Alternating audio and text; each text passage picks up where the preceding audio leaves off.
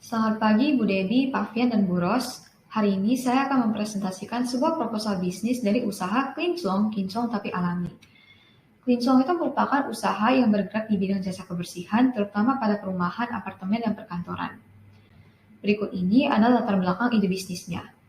Jadi lingkungan yang bersih itu selain menghindari terbentuknya sarang parasit, bisa juga menghindari kita dari berbagai macam penyakit atau virus dan meningkatkan kesehatan mental.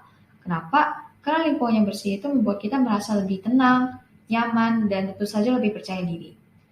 Kemudian kami juga melihat bahwa seiring berkembangnya zaman, masyarakat itu semakin sibuk, sehingga mereka cenderung menyukai hal-hal yang serba instan, termasuk kebersihan itu sendiri. Belum lagi ditambah masalah pandemi yang menyebabkan ekonomi menurun, sehingga masyarakat maupun perusahaan itu harus menghemat biaya tanpa lupa untuk menjaga kebersihan diri maupun lingkungan sekitarnya. Lalu kami juga melihat bahwa alat dan bahan kebersihan yang sering dipakai itu kurang ramah lingkungan, seperti alat-alat sekali pakai ataupun cairan pembersih kimia. Maka dari itu, untuk mengantisipasi permasalahan tersebut, kami memutuskan untuk mendirikan sebuah usaha jasa kebersihan yang instan, terjangkau, terjamin, dan ramah lingkungan, yaitu Kinclong. Oke, jadi ini adalah visi dan misi dari usaha kami. Visinya itu mendirikan usaha yang dapat membantu masyarakat dalam mempertahankan kebersihan tempat tinggal dan tempat kerja dengan menggunakan produk pembersih yang aman dan ramah lingkungan. Untuk misinya, yang pertama, memberikan pelayanan kebersihan yang instan, terjangkau, terjamin, dan ramah lingkungan. Yang kedua, menyediakan tenaga kerja yang profesional, ramah, dan jujur. Yang ketiga, tidak hanya membersihkan tetapi juga merapikan. Yang keempat, menyediakan website yang dapat menjamin kualitas usaha dan mempermudah komunikasi dengan pelanggan. Yang kelima, menyediakan forum bagi pelanggan untuk bertanya dan memberikan komentar, saran, ataupun tanggapan agar dapat memahami keinginan pelanggan dan memperbaiki kekurangan usaha. Dan yang keenam, mendukung upaya pelestarian lingkungan dengan menggunakan produk ramah lingkungan. Nah, setiap usaha itu pasti memiliki keunggulan kan? Kalau keunggulan dari usaha kami, yang pertama lokasi kantornya itu cukup strategis, yaitu di Regensi Melati Mas. Kemudian, fasilitas kantornya itu cukup memadai. Terdapat seragam bagi karyawan, dan alat dan bahan pembersih yang berkualitas serta ramah lingkungan. Kemudian tenaga kerjanya itu juga profesional dan telah dilatih untuk memiliki sikap ramah serta jujur. Lalu terdapat website yang menarik untuk menjamin kualitas pelayanan dan mempermudah komunikasi dengan pelanggan. Dan yang terakhir menyediakan forum bagi pelanggan untuk berkomentar. Oke, selanjutnya adalah persiapan awal usahanya. Jadi pertama-tama kami telah merumuskan ide usaha sama rancangan usaha. Untuk ide usaha seperti yang sudah dijelaskan sebelumnya, kami akan mendirikan sebuah usaha jasa kebersihan. Kemudian kalau rancangan usaha, jasa kebersihan kita itu instan, terjamin, terjangkau, dan ramah lingkungan. Lalu kami telah menentukan fixed cost sama variable cost. Setelah itu mencari partner kerja seperti karyawan-karyawan kami dan melakukan promosi yang kebanyakan dilakukan secara online di website. Baru setelah itu kami baru mencari investor seperti sekarang. Nah, untuk fixed cost bisa dilihat lebih rinci di sini. Jadi total fixed cost usaha kami itu adalah 637.771.850. Lalu untuk variable cost, totalnya itu sebesar 20.828.000. Nah, kemudian kami akan lanjut ke sistem bisnis. Nah, sistem bisnis kami itu menggunakan sistem tradisional, di mana kami itu mengembangkan sistem bisnis sendiri dengan mengamati perkembangan usaha. Nah, dalam jalannya usaha, kami itu menggunakan website sebagai perantara dengan pelanggan. Dalam websitenya itu sudah tertera informasi secara lengkap mengenai usaha kami, seperti nomor telepon atau WA-nya, profil karyawannya, jadwal pelayanan, alat dan bahan yang digunakan, dan lain-lain. Kemudian pelanggan itu dapat melakukan reservasi dalam website dengan melihat jadwal kami. Jika sudah di-highlight warna hijau seperti contoh di slide-nya itu, maka itu berarti sudah terbooking. Lalu setelah reservasi, kami itu bakal mengkonfirmasi kembali kepada pelanggan seperti alamatnya, jenis pelayanan yang diinginkan, kemudian kondisi lokasinya itu seperti apa, agar kami itu bisa menyediakan alat dan bahan sesuai dengan lokasi tersebut. Nah, di lokasinya kami juga akan membagi tugas biar lebih efektif sama efisien. Setelah selesai, kami akan cek ulang lagi nih, periksa lokasi kembali. Jika memang sudah bersih, baru kami menghubungi pelanggan bahwa ya sudah selesai gitu. Kemudian setelah selesai, kami juga menyediakan forum yang dapat diisi pelanggan secara sukarela. Oke, selanjutnya itu bagian branding. Jadi seperti yang diketahui, nama usaha kami itu adalah Cleanslong. Nah, Cleanslong itu terdiri dari kata bahasa Inggris clean yang berarti bersih. Kemudian Cleanslong itu sendiri berasal terinspirasi dari kata gaul, kinclong, yang berarti memantulkan cahaya atau mengkilap. Kemudian untuk logonya, bisa dilihat ada botol spray. Botol spray itu merupakan salah satu alat kebersihan yang sering dipakai. Kemudian ketiga bintangnya itu mencerminkan hasil yang memantulkan cahaya, hasil yang sangat bersih sampai mengkilap. Kemudian untuk tumbuhan yang ada di botol spraynya itu menyatakan bahwa produk yang kami gunakan itu alami. Kemudian untuk slogannya kinclong tapi alami, itu maksudnya kualitas pelayanan kami terjamin, lalu kami juga mendukung pelestarian lingkungan. Nah, selanjutnya saya akan membahas mengenai marketing mix usaha kami. Jadi yang pertama itu produk yang kami tawarkan itu berupa jasa layanan kebersihan terkhususnya di perumahan, apartemen, dan perkantoran. Lalu layanan kami itu memiliki harga yang terjangkau dengan hasil yang terjamin. Alat dan bahan yang kami gunakan itu juga ramah lingkungan dan tentu saja aman bagi pelanggan kami maupun karyawan kami. Untuk jenis pelayanannya kami ada dua, ada daily cleaning sama deep cleaning. Kalau daily cleaning itu dia seperti bersih-bersih biasa, misalnya nyapu, ngepel, lap perabotan, dan lain-lain. Kalau deep cleaning itu dia lebih ke spesifik, misalnya cuci kasur, cuci karpet, cuci AC, cuci sofa, poles keramik atau kaca. Lalu jika memang ada pelanggan yang kurang puas akan pelayanan kami juga memiliki forum yang bisa diisi dengan komentar dan tanggapan sehingga kami bisa segera memperbaiki kualitas pelayanan kami. Lalu yang kedua itu ada price. Untuk daily cleaning itu kami hitungannya per jam, jadi 150 per jam. Untuk deep cleaning karena dia itu lebih spesifik, maka kami ada beberapa option, misalnya mattress or bed cleaning yang ukuran single 120 x 200. Dia itu harganya 120.000. AC cleaning harganya 40.000 per AC, carpet cleaning 20.000 per meter persegi, sofa cleaning 20.000 per seat, glass and floor polishing itu 20.000 per meter persegi.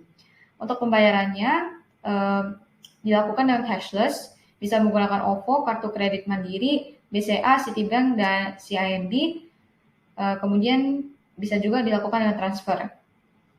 Untuk place tempatnya atau kantor kami, sementara kami itu menggunakan rumah pribadi terlebih dahulu, tepatnya di Regensi Melati Mas C4 nomor 36, dekat dengan sekolah Atalia, jadi kantor kami itu sebenarnya mudah ditemukan. Nah, rumahnya itu cukup untuk memuat alat dan bahan kebersihan dan telah didesain dengan baik agar orang-orang itu tertarik untuk menggunakan jasa kami dan karyawan kami itu juga bisa bekerja dengan baik. Lalu selanjutnya promotion. Untuk promosi, kami lebih banyak melakukan promosi secara online. Misalnya kami memposting poster tersebut di website kami ataupun mengirimkannya ke WA pelanggan tetap kami. Tapi untuk promosi offline hanya dilakukan di beberapa perkantoran dan supermarket karena modal kami masih kurang. Nah, selanjutnya itu people. Ada karyawan tetap sama karyawan tidak tetap. Kalau karyawan tetap itu ada beberapa kriteria. Yang pertama sudah berpengalaman, kedua profesional, ketiga berumur lebih dari 19 tahun, keempat memiliki SIM A, terutama pekerja lapangan, dan yang paling terakhir, yang paling penting, berintegritas. Kemudian untuk karyawan tidak tetap, kami menyediakan peluang untuk orang-orang yang sedang mengikuti pelatihan atau ingin mencari pengalaman bekerja di bidang ini. Lalu yang untuk physical evidence, kami ada kantor, rumahnya, lalu ada website, ada forum, lalu ada logo, merek, dan juga slogan usaha kami. Nah, selanjutnya yang terakhir itu proses. Jadi pada saat kami mulai beroperasi, kami itu pertama-tama memeriksa website apakah ada reservasi atau tidak. Selanjutnya kami memeriksa stok peralatan dan bahan pembersih. Kalau misalnya ada yang sudah mau habis, kami akan segera pesan ke supplier.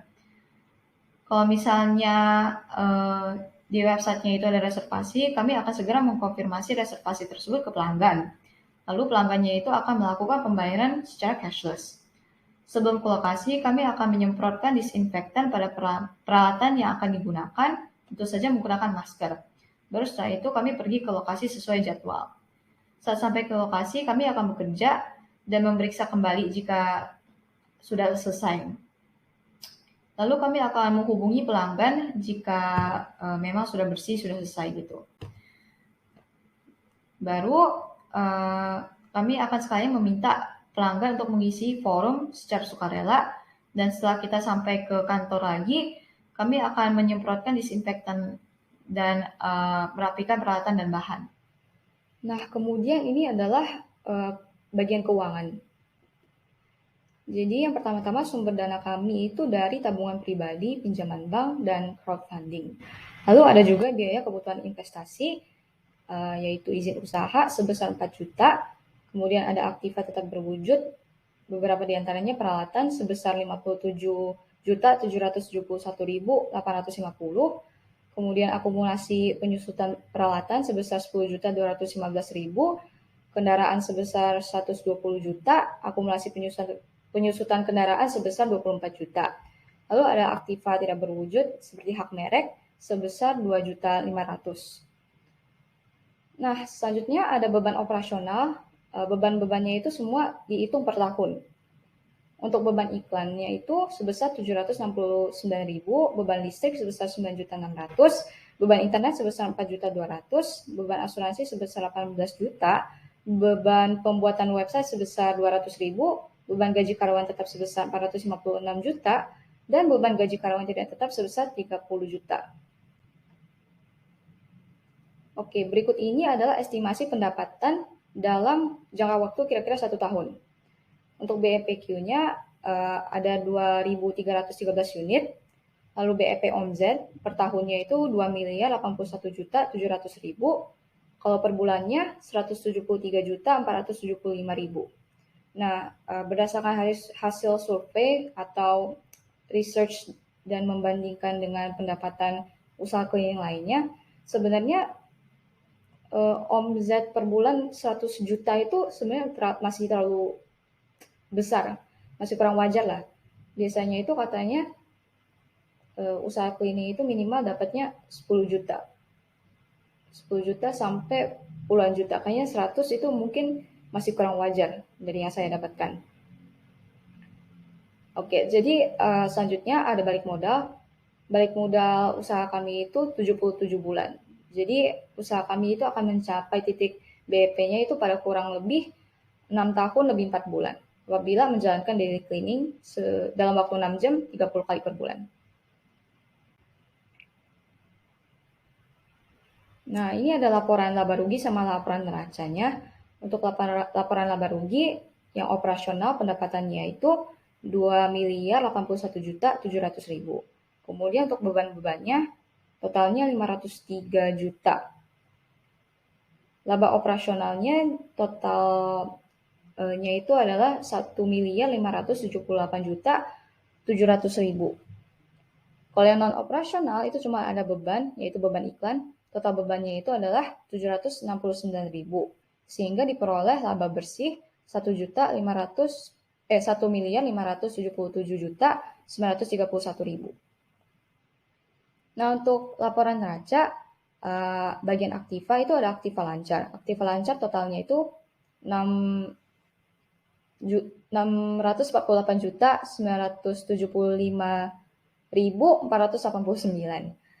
Lalu untuk aktiva tetapnya totalnya 143.556.850.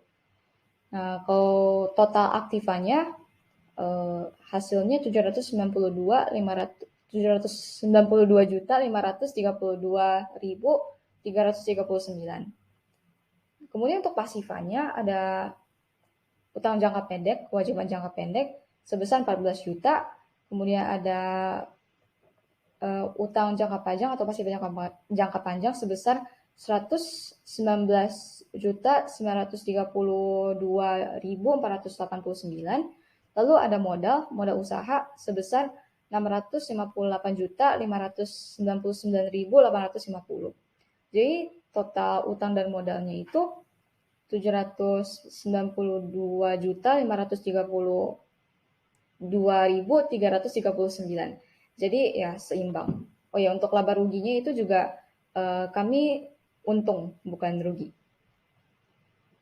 Oke, kemudian saya akan membahas mengenai struktur organisasi usaha kami. Jadi yang pertama itu pastinya ada top manajemennya. Untuk top manajemen itu ada Jacqueline von Jung-Hoonrijk sebagai founder, CEO, dan finance. Kemudian ada Heaven Federer Halim sebagai co-founder, co-CEO, dan finance juga. Lalu untuk middle manajemennya itu ada Bruno Iskandar sama Jackson Tan sebagai manager dan sekaligus cleaner. Untuk lower manajemennya ada Sana Putri, Edwin Chandra, William Gills, Hendrik Koning, Ayu Sri, Ivana Stan sebagai cleaner, dan juga Nami Senggani sama Susan Lee sebagai bagian administrasi. Sekian dari presentasi saya mengenai proposal bisnis dari usaha Cleansong. Kesimpulan bisa ditarik itu, usaha Cleansong merupakan usaha kebersihan yang didirikan dengan harapan besar untuk membantu masyarakat dalam mempertahankan kebersihan lingkungan sekitarnya tanpa menggunakan alat dan bahan yang membahayakan masyarakat maupun lingkungan. Usaha ini juga dapat memberikan pelayanan berkualitas dengan harga yang terjangkau. Maka dari itu, mari berinvestasi bersama dengan Cleansong tapi alami. Terima kasih.